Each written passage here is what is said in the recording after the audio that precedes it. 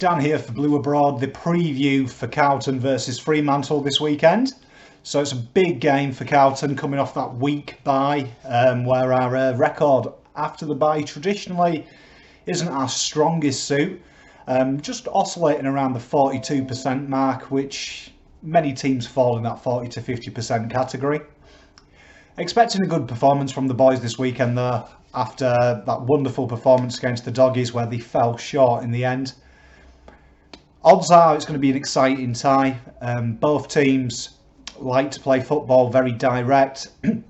Fremantle coming off that back of the loss to Melbourne last weekend. See how they'll respond to that. They got very lucky with Walters and getting out of that suspension, which was, some would argue is right, some would argue incorrect. Personally feel excellent lawship there from the Freo's lawyer really did create that indecision in the team, in the jury's mind. But that being said, you've got to beat the best to be the best, so it should be a cracking tie. History does suggest though Freo do have the advantage over Carlton when it's played interstate, and particularly the last three fixtures. If you remember last year, Fremantle did us quite convincingly here in Melbourne and also away from home. However, our last win does come in the West Coast, going back 5 fixtures ago now with them. So hopefully we can right that wrong. History is there to be broken. So let's take a look at the teams more in depth. So the first slide here we can see this is a Carlton and Fremantle head to head. So we've got the ladder position. Obviously we know at the moment Carlton are propping up the rest of the AFL, a bit like Cripps has been doing for the first part of the season for Carlton. And Fremantle, probably surprising many, being in that 8th position, really looking a tough side to beat. People who remember the glory days of Ross the Boss, they'll know he's always been a negative. His team was set up not to lose, not necessarily to win. And this year we've really seen a turnaround from Ross. He's really started to really look for a more direct ball, a lot of run and carry in this side.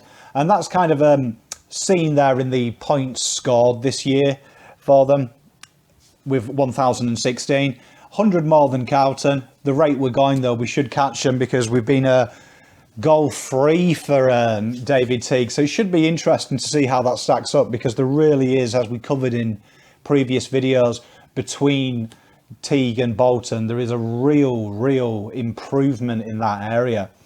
Now the points against, almost kind of like our points for flipped with 939 against Freo. They have been one of the more stringent sides. It's probably higher than what Ross would expect, but that's just a result of his more direct, more progressive play. With Carlton, obviously we were soundly beaten a few times.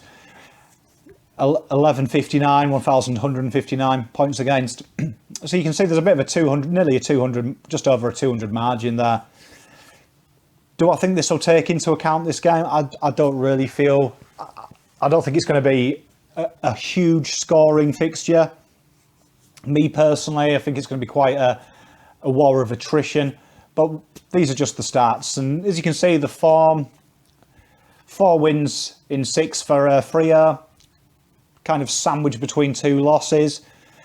And Carlton, as we know, we had that string of losses, got a good win against Brisbane and just unlucky to miss out. So, I mean, you could maybe argue that that L at the end is a bit harsh. Now, the Optus record, Carlton are 0-1. So it's new stadium. Fremantle, I think this is interesting. It's about just over 50%.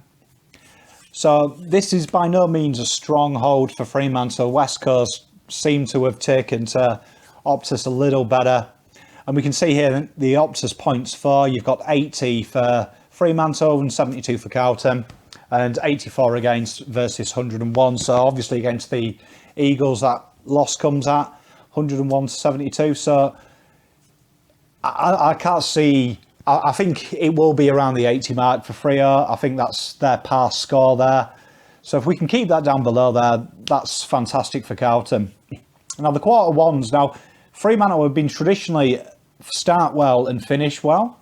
It's the middle parts where you can maybe make up a bit of ground. And I think that was shown really well in Melbourne. That was like kind of how Fremantle play. They came out of the blocks well.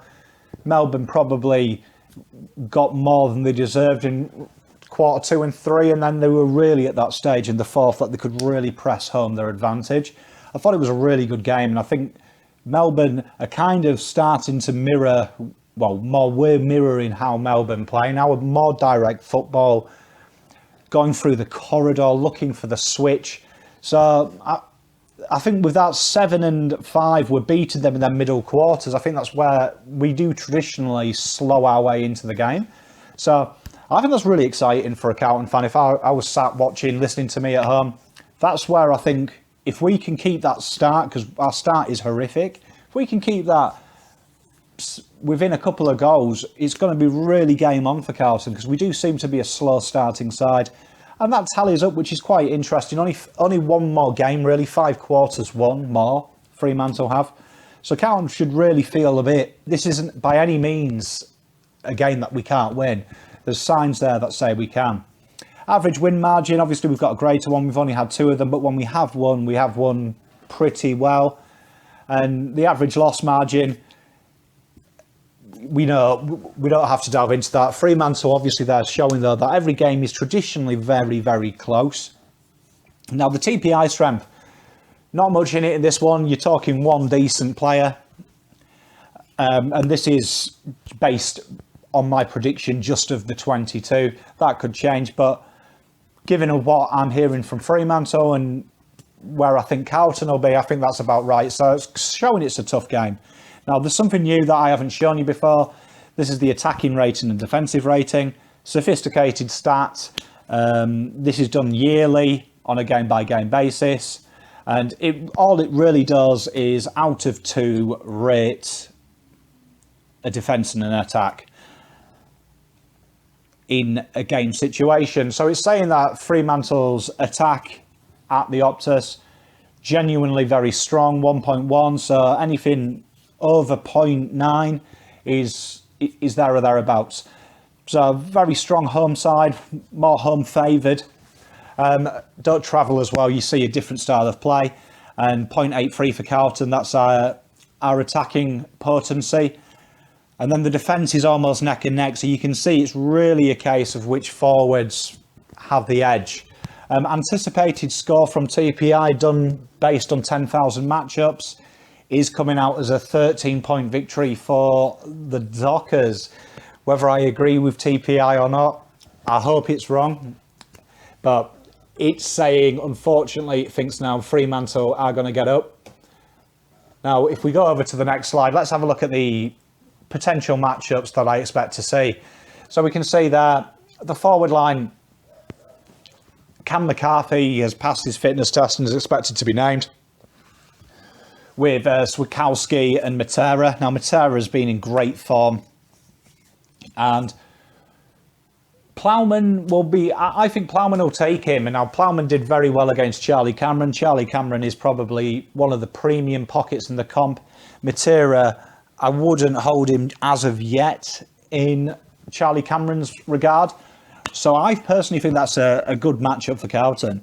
That's personally what I'd look at. He likes the ball to be coming at him off the ground predominantly, looks to lose his man. So I think Plowman did really well against Cameron, who plays very similar style of football. He's either chasing a lost cause or he's running away, leading really well and getting that uncontested and 50. And Plowman has previous of stopping that. So I'd keep me faith in there. Now, I think Casbolt versus McCarthy is a great matchup for Carlton. I can't see Casbolt being overawed about it. He's come across better people. Number 1 player in the comp for intercept marks, and predominantly McCarthy is their main target. Particularly with Hogan out, he's going to have to really take that Hogan role. And Swikowski versus Marchbank. I'm not a big fan of Swikowski. I think Marchbank's got him covered. Now over to the half-forward line. We've got Walters. Should he be playing? Should he not? Let me know in the comments what you think. Personally, I'm glad he's playing because I want to beat the best 22. And I've given him to Newman. I think for me, Newman is really developing into a kind of a stopping role. He gets his positioning right. It's going to be a tough game, but Walters really, for me, doesn't get his own ball and change the games. It's more on what our midfield do to stop it. So that's going to be a tough matchup for him. It's hard, though, to give him. I've just said Newman probably has the pace and the tackle nous over the rest of our backs. Jacob Wheaterin versus Brendan Cox. Wheaterin should look to return to form. Quite disappointed in him last week, but I feel Wheaterin should win that battle. Now, Tucker versus Simpson. It's wily old Fox versus young Fox. Be a tough one, but Simo does what Simo does, so I've got confidence in that. I think that's a pretty good matchup, though, all round. I think fairly even. If you ask me, I think you'd maybe say Tucker should have the pace to beat Simpson. Walters, you would have as favourite against Newman, and I'd say Matera would hope to beat Plowman if you were a Freo fan. So I'd say that's 3 out of 3. So a tough one there. Now, the midfield, I think, is where it's going to be won or lost. So I've gone with Cripps on Fife and just basically play a game of one-upmanship. If he has 30, you have 30. We've got Sam Walsh on Brad Hill. Now, if you've read reports today, Brad Hill's been linked with us. Really do like Brad Hill. There's 2 ways that TPI can do things. So TPI does what's called peak flow. And that basically just judges how good they can be and how bad they can be. And then you've got one that's just really boring and it's mean.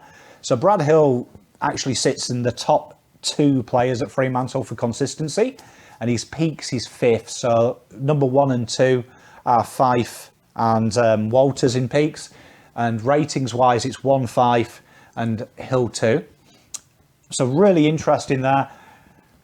I think that's a good matchup for Walsh. And I'm using this as a learning curve because both outside players, both magical with ball by foot and hand. I think it's going to be a really exciting game for them too. And I've used that as a bit of a learning curve, not to do what Bolton did, but I just feel it's a good learning curve. And I back Walsh in that ability. Fisher versus Langdon, I really do like Langdon. Tough who you put on him because he's a very wily competitor, very skillful, good handballer, good by foot, not many weaknesses in his game. And Nat Fife, for me, the most consistent player in the competition. We are doing a video later this week of an individual matchup before the game. But one big thing about Fife is his consistency. His lows are very high.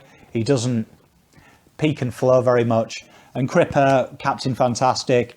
Hoping for a really strong game from Cripper. Back in WA.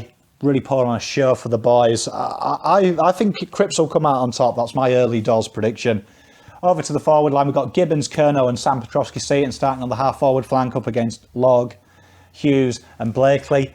Now, interesting to note, their tallest defender is 196. So, Cowan have a height advantage, and something that Freo do struggle with, as demonstrated by McDonald and Weeds last week, is height is an issue. Carlton have a huge advantage that we've got McKay and Kerno who are very mobile for their height. So I think that this half-forward line should really look to attack. Freo are more known for out-positioning and out-manoeuvring their forward line, and we've got some great movers, especially on that half-forward line. You've got Gibbons and SPS. I think this will be a real good battle here, this half-forward line and half-back line. And then over to the full-forward line, Steve was saying, we've got Cunners in the pocket with McGovern. Personally, I probably wouldn't play McGovern. I think he'll play. I'd like to see Jesus in that position, me personally. But I think I just find it hard to believe Teague will drop McGovern. Up against Wilson, so I mean, it's a good matchup for McGovern. So really would expect him to take his chance against a backline that is notorious for conceding inside 15 marks. And Luke Ryan, probably their best backman. I really do like Luke Ryan. If you've got him in Supercoach and Fantasy, you know this guy just clocks the numbers. I've got Cunningham on him, and I'd like to see Cunners play a really tight role with this guy. He's got the pace to keep up with him. He's a good tackler. I'd like to see Cunners do that job that we saw last week on Adam Sard, where they really stopped Sard being that exploitation from the half-back line, from the pocket particularly, where he stays and lines up. And then Harry McKay-Hamlin, He's about 8 centimetres taller, which doesn't sound a lot, but trust me, it's huge in marking terms. So really, McKay's got to take his chance. He's been quiet the last 2 games, so he is due a big game. Now over to the followers. Cruiser should destroy Sean Darcy. Really, if Cruiser's watching this, please use that experience and really lean on this bloke. Drive him round the ground. Doesn't have a big engine. Cruiser should be looking to get first ball. And I've got helping him out Mark Murphy, and Ed Kerner's back in attacking role this week for me. Mark Murphy on Conquer, both experienced users of the ball, similar type of players. Really just accumulators of a good positional sense and good ball delivery. And it should be a really good, interesting contest between them two, because Conquer's been really, really good for Fremantle. And Mark, I love Mark. I know he divides Carlton fans, but a big fan of Mark. And then Ed Kerner will be tagging Monday. Now, Monday is really, really, really probably outside of Nat Fife their biggest danger for getting good delivery into players. This guy feeds Hill, feeds Walters, pops up with his own goals as well. This man is a specialist at clutch. If you look next to your brake next time in your car, David Mundy is looking down at you in that clutch position. Solid footballer. And I'd have Ed Kerner stopping that Mundy ball, stopping Fife, delivering that ball for Mundy to work his magic. I think it's a strong matchup, and I want to see Ed tag from ball up. I don't want to see him messing around in the forward line. Interchange bench, I think they'll go with Brayshaw. Banfield had a wonderful game in the Magoos for them last week. 32 touches, a goal, 5 tackles. So he's raring to go. It'll be between him and Ryan House. I think they'll go Banfield. Taylor Durman, very solid, plays across the back line, and Brett Bewley, who is a new player, he's working his way into it. Some good players there. Brayshaw does really well. He'll oscillate with Darcy Tucker. Really starting to come of age. Brayshaw, I've seen a lot of him this year, and I really do like what I'm seeing. And Carlton will go with Dow, Daisy, Will Setfield, and the Lockster. I think that's kind of par for the course. That's how I'd like to see his matchup. Me personally, I'll stick my neck on the line right now. I think we'll see Harry McKay. I think he'll get 4. And I'm going to go for, this is going to be Sam Walsh's breakout game. I think Walsh is going to have over 30 touches and ping 2, and I think Carlton are going to win by 11. That's me personally. Please let me know what you think in the comments. Love your feedback. Go Blues.